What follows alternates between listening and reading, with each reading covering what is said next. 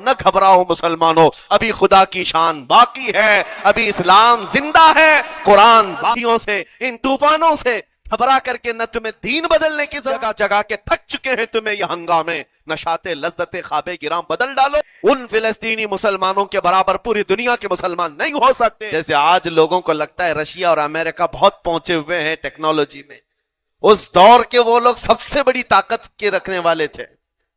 جب حضرت شعیب علیہ السلام نے ان کو اللہ کے عذاب سے ڈرایا تو کیا کہتے تھے؟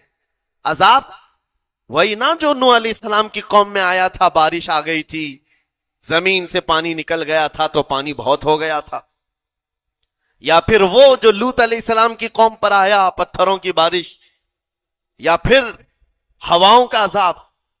اگر یہ تینوں بھی آئیں تب بھی ہمارے ان پہاڑوں کے گھروں کو نقصان نہیں کر سکیں گے، ان کا اتنا غرور تھا۔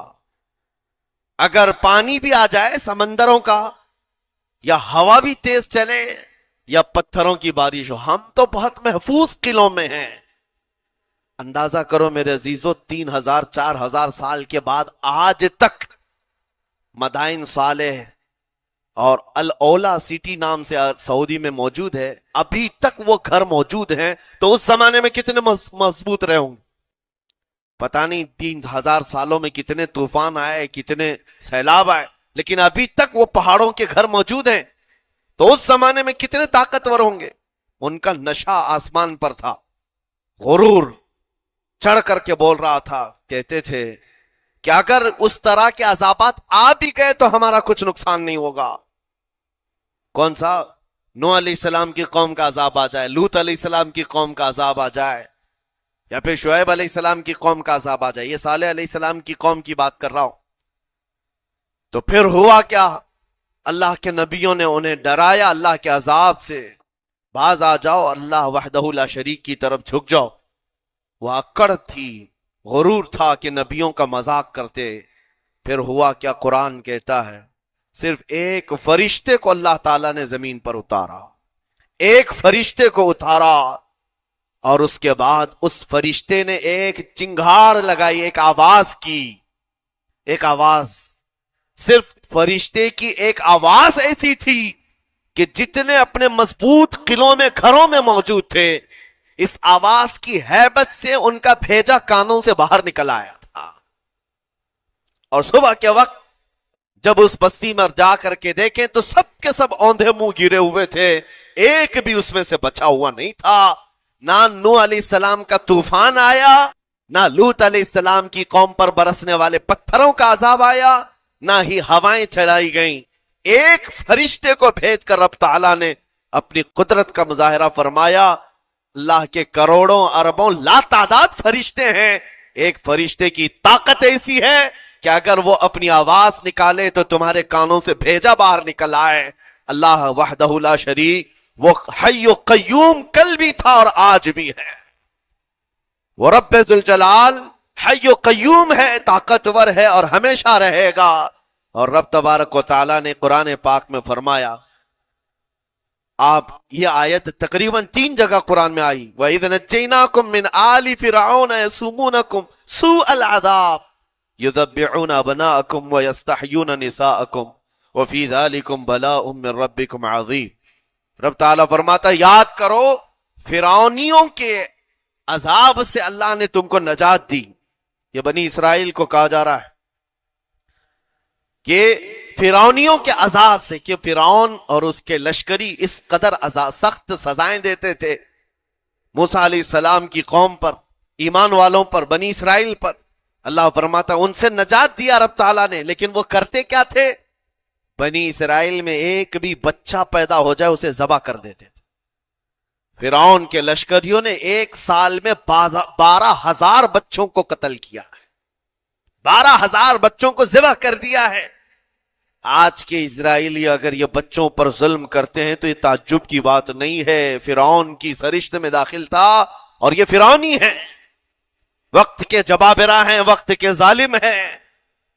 12,000 بچوں کو قتل کر دیا تھا فرعون اور اس کے لشکریوں نے، اور عورتوں کو زندہ چھوڑ دیتے تھے۔ قرآن میں اللہ تعالیٰ نے فرمایا 3 جگہ آئی آیت، لیکن اس کے ساتھ رب تعالیٰ یہ بھی فرماتا ہے یہ سخت ترین سزائیں دیتے تھے فرعونی، اللہ نے ان سے تم کو نجات دیا، لیکن یہ سزائیں کیوں دیتے تھے، یہ عذاب کیوں تھا؟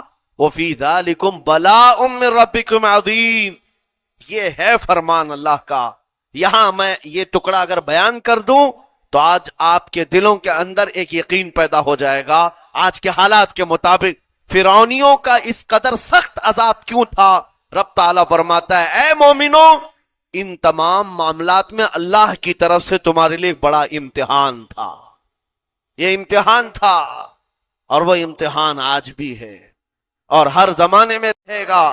ستیزہ کار رہا ہے ازل سے تا امروز، شرار ابو لہبی سے چراغ مصطفی، ہر زمانے میں حق و باطل کے معرکے ہوتے رہیں گے۔ لہٰذا آج کے دور میں یہ سب حالات جو پیدا ہوئے، مسلمانوں کو، مومنین کو ذرا برابر بھی نروس ہونے کی ضرورت نہیں۔ تم جس دین سے وابستہ ہو، اس دین کی حفاظت کا ذمہ اللہ نے اپنے ذمے لیا ہے۔ یریدون لیطفئوا نور اللہ بافواہہم، قرآن میں اللہ فرماتا ہے کفار و مشرکین اپنے منہ کے پھونکوں سے اللہ کے اس چراغ کو بجھانا چاہتے ہیں، اللہ اپنے اس چراغ کو مکمل کر کے رہے گا۔ یہ اسلام نور الہی ہے، اللہ کا نور ہے، اور اس کو صبح قیامت تک رہنا ہے۔ اور ہم جیسے اور بھی آئیں گے اس زمین پر، اور آئیں گے جاتے رہیں گے، یہ آبادیاں ہیں بدلتی رہیں گی، خدائی قانون ہے، لیکن اسلام نہ کل بدلا تھا، نہ آج، نہ قیامت تک بدلے گا۔ ہم سب کا امتحان ہے میرے عزیزو، ہم سب کا امتحان ہے، لیکن ان حالات میں مومنین کو کرنا کیا چاہیے؟ انہیں اپنے ایمان کو مضبوط کرنا چاہیے۔ کبھی کسی کے اڑتے ہوئے چھیٹڑے اور ٹکڑے دیکھ کر تمہیں مایوس ہونے کی ضرورت نہیں۔ اب ہمارا مستقبل کیا ہوگا؟ میرے عزیزو، آج جو حالات ہیں یہ حالات کربلا سے زیادہ سخت تو نہیں ہیں۔ آج فلسطینیوں کو ہم نے دیکھا 6 ماہ کے، سال بھر کے بچوں کو سینے سے لگا کر کفن لپیٹ رہے ہیں۔ ان ماؤں کی کیا کیفیت ہوتی ہوگی؟ کبھی کبھار چھوٹی سی کلپ میں دیکھ کر کے آنکھوں سے آنسو بہ پڑتے ہیں۔ انہوں نے اپنے ہاتھوں سے نہ جانے کتنے بچوں کو ایک دن میں دفن کر دیا، 80 میتوں کو ایک قبر میں ڈال دیا کرتے ہیں۔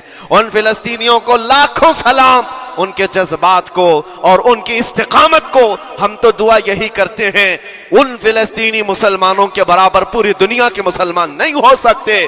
ہم تو ایک ناشتے پر صبر نہیں کر پاتے، وہ اپنے 10 بچوں اور خاندان والوں کے کٹے ہوئے چھیٹڑوں پر بھی کہتے ہیں اللہ ہمارے ساتھ ہے۔ ساری مصیبتیں دیکھ کر کے بھی وہ کہتے ہیں اللہ ہمارے ساتھ ہے۔ ان کے گھر اڑا دیے گئے، تباہ کر دیے گئے، راکھ میں بدل دیے گئے، اور نیوز اینکر یہ دجالی میڈیا وہاں جا کر کے ان کے زخموں کو کھرید کر کے پوچھتا ہے تمہارا مال کیسے آئے گا، تمہارا گھر کیسے چلا گیا، لیکن ان حالات میں بھی وہ مسکرا کر کہتے ہیں اللہ نے دیا تھا، پھر اللہ ہے اور اللہ دے گا۔ ان کے ایمان کے برابر ہم نہیں ہو سکتے، لیکن میرے عزیزو پوری دنیا کے مسلمانوں میں اس مسئلے نے آج ایک اتحاد کی فضا قائم کی ہے۔ اگر ہمارے درمیان آج بھی اتحاد نہیں ہو سکتا تو پھر میرے عزیزو شاعر نے سچ کہا تھا جگہ جگہ کے تھک چکے ہیں تمہیں یہ ہنگامے، نشاط لذت خواب گرام بدل ڈالو، غلط روی سے منازل کا بعد بڑھتا ہے، مسافر و روش کارواں بدل ڈالو۔